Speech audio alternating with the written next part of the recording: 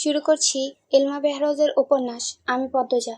আপনারা যদি এই উপন্যাসের আগের পর্বগুলো না দেখে থাকেন তাহলে এই ভিডিওর এন্ড স্ক্রিনে আপনারা সম্পূর্ণ প্লেলিস্টটি পেয়ে যাবেন। সেখান থেকে চাইলে আপনারা আগের ভিডিওগুলো দেখতে পারেন। চলুন উপন্যাসের পরবর্তী অংশ শুরু করা যাক। রাতের খাবার শেষ হয়েছে সবেমাত্র। এশার আজান পড়েছে অনেক আগে। পূর্ণা, পদ্মজা ও লাবণ্যকে পেয়ে পুলকিত, আনন্দ বয়ে যাচ্ছে মনে। একটু পর পর উঁচু স্বরে হাসছে। হেমলতা একবার ভাবলেন নিষেধ করবেন এত জোরে হাসার জন্য, এরপর কি ভেবে আর নিষেধ করলেন না। তিনি বাড়ির বড়দের সাথে কথা বলছেন। আমির সবার মনোযোগ পাওয়ার জন্য বলল, আমার একটা কথা ছিল। সবাই আমিরের দিকে তাকালো। আমির নির্দ্বিধায় বলল, আগামীকাল ফিরবো আমি। হেমলতা বললেন, ঢাকায়? জি, পদ্মজাকে নিয়েই যাব, সাথে লাবণ্যও যাবে। দুজনকে কলেজে ভর্তি করে দেব। লাবণ্য পূর্ণার পাশ থেকে উঠে এসে আমিরের পাশে দাঁড়ালো। আবদার করে বলল, দা ভাই, তুমি কইছিলা আমি পাশ করলে আমারে দেশের বাইরে পড়তে পাঠাইবা। সেরি মানুষ বাইরে যাইতি কেন? কলজাটা বড় হইয়া গেছে, রেগে বললেন ফরিনা। লাবণ্য মায়ের কথা অগ্রাহ্য করে আমিরকে বলল, কথা রাখতে হইব তোমার।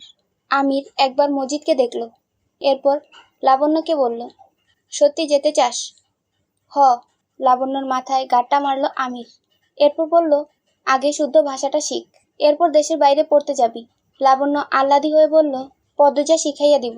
এটা কোনো ব্যাপার না দা ভাই, আপাতত ঢাকা চল, শুদ্ধ ভাষায় কথা বলতে অভ্যস্ত হ, এরপর সত্যি পাঠাবো। তুই পাগল হইয়া গেছস বাবু? এই শরীরে একা বাইরে পাঠাইয়া দিবি?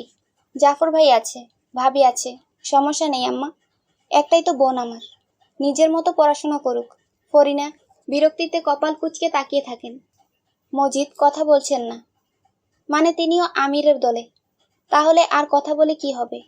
এ সংসারে এমনিতেও তার দাম নেই, কেউ কথা শোনে না, নিজের মতোই বকবক করেন। ফরিনা উঠে চলে যান।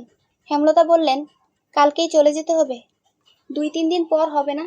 আমির নম্রভাবে বলল, না আম্মা, আমি 8 বছর হলো ঢাকা গিয়েছি। এর মধ্যে এই প্রথম 3 মাসের উপর গ্রামে থেকেছি, ব্যবসা ফেলে এসেছি। আমার অনুপস্থিতিতে আলমগীর ভাই সামলেছিল, এখন তো ভাইও চলে এসেছে, আর আমার ব্যবসা আমারই সামলানো উচিত। যত দ্রুত সম্ভব যেতে চাই, আপত্তি করবেন না। হেমলতা পদ্মজার দিকে চেয়ে বললেন, তাহলে আগামীকালই যাচ্ছ? জি, আব্বা আম্মাকে তো অনেক আগেই বলেছি, পদ্মজাও জানে, কিন্তু পদ্ম ভাবেনি সত্যি সত্যি যাব। দেখুন কেমন অবাক চোখে তাকিয়ে আছে। কাল চলে যাব বলেই আজ আপনাকে নিয়ে এসেছি। আজ রাতটা মেয়ের সাথে থাকেন, আবার কবে দেখা হয়? হেমলতা বেশ অনেকক্ষণ নিশ্চুপ থাকেন, তারপর বললেন, তোমাদের কিসের ব্যবসা? আজও জানলাম না। মজিদ অবাক হয়ে বললেন, আত্মীয় হলেন এতদিন, এখনো জানেননি মেয়ের জামাই কিসের ব্যবসা করে? বাবু, এটা তো বলা উচিত ছিল। আমি তো ভেবেছি জানেন, তাই বলিনি। আম্মা, আমাদের এক্সপোর্ট ইম্পোর্ট বিজনেস, মানে মালামাল বিভিন্ন দেশে আমদানি রপ্তানি করা হয়। এ কাজে আব্বা, রিদওয়ান, ভাইয়া, চাচা আছে। তাছাড়া নিম্নমানের দেশগুলো থেকে কম দামে পণ্য এনে উন্নত দেশগুলোতে বেশি মূল্যে বিক্রি করি। সব পণ্য গোডাউনে রাখা হয়। আমাদের অফিসও আছে। গোডাউন আর অফিসের সব কাজ আমাকে সামলাতে হয়। বলতে পারেন আমিই সব। অনেক বড় ব্যাপার, হেসে বললেন হেমলতা। তিনি জানতেন না আমির এত বিত্তশালী। এক্সপোর্ট ইম্পোর্ট বিজনেস কম কথা নয়, এ সম্পর্কে মোটামুটি তিনি জানেন।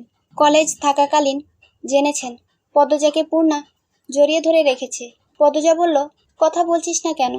কাল চলে যাবে আপা, তাই তো কথা হচ্ছে। আমার খুব মনে পড়বে তোমাকে। কাঁদিস কেন? আসবো তো আমি।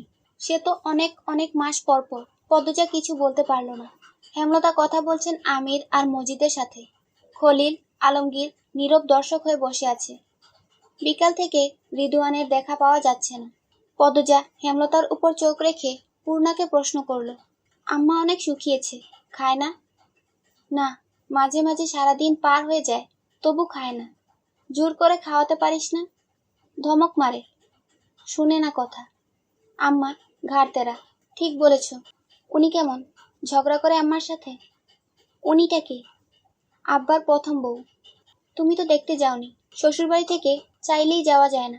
বল না কেমন? আদর করে তোদের? ভালো, খুব সহজ সরল। আম্মাকে খুব মানে। প্রেমাপ্রান্তকে অনেক আদর করে। দেখতেও খুব সুন্দর। আগে সাপুরের বউদের মতো সাজতো। আমার পছন্দ না বলে এখন আর সাজে না। তুই নাকি খুব খারাপ ব্যবহার করিস? এখন করি না। তুমি কাকে দিয়ে এত খোঁজ রাখো? সে তো জানতে হবে না। তাহলে উনি ভালো, তাই তো? হুম। মিলেমিশে থাকিস তাহলে। ঢাকা যাওয়ার আগে দেখে যাও একবার। বাপের প্রথম বউকে দেখার ইচ্ছা নেই আমার। পদ্মজা থমথমে সরে বলল। পূর্ণা বলল, আচ্ছা, আমি আজ তোমার সাথে ঘুমাবো। হুম, ঘুমাবি। আম্মার খেয়াল রাখবি। আমাকে দেখে মনে হচ্ছে কোনো বিষয় নিয়ে খুব চিন্তা করে, সারাক্ষণ ভাবে। তুই কথা বলবি, সময় দিবি। আমি তোমার মতো সব সামলাতে পারি না। চেষ্টা করবি। ভোরে উঠে মগা ভাইকে পাঠাবো, আব্বা আর প্রেমাপ্রান্তকে নিয়ে আসতে। সবাইকে চোখে দেখে যাব। পূর্ণা পদ্মজাকে আরো শক্ত করে জড়িয়ে ধরে। কান্না পাচ্ছে খুব। কত দ্রুত চলে যাবে তার আপা। পদ্মজা অনুভব করে পূর্ণার ভেতরের আর্তনাদ। সে পূর্ণার মাথায় হাত বুলিয়ে বলল, খুব দ্রুত আসবো।